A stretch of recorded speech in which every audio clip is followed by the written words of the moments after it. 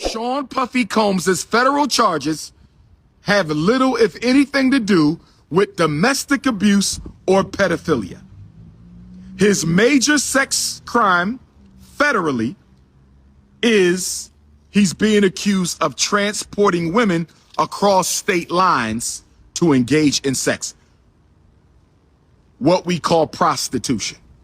Not Casey, not the freak-offs, not underage girls, but prostitution. Why am I bringing this up? Because I don't support prostitution either. I do not support men paying for the sugar box. I do not support black women having to sexually exploit their sugar box in order to pay their bills. With that being said, prostitution is the oldest female business on the planet Earth. Prostitution, Sean Puffy is the oldest female business on the planet Earth. Prostitution is the oldest female business on the planet Earth. It is the sexual trafficking that Sean Puffy Combs is being accused of. Not domestic abuse, not freak-offs, not stomping out Cassie, not engaging in sex with underage women. It is interstate sexual trafficking. That is the charge. Why am I bringing this up? I'm bringing this up, peace God, because when I listen to the news, they're not talking about the evidence against Sean Puffy Combs. When I listen to the news, they're not talking about the evidence of Sean Puffy Combs.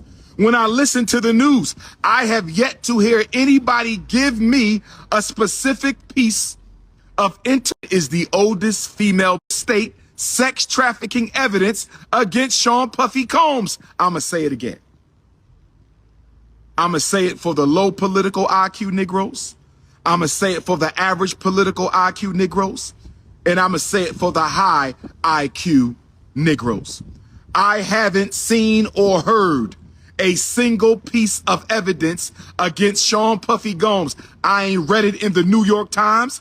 I ain't read it in the Philadelphia Inquirer. I ain't heard it on CNN. I ain't seen it on headline news. Where is the evidence that Sean Puffy Combs engaged in interstate sex trafficking? I keep hearing about Cassie when I turn on the news. Why are we hearing about Cassie when Cassie has nothing to do with the federal indictment?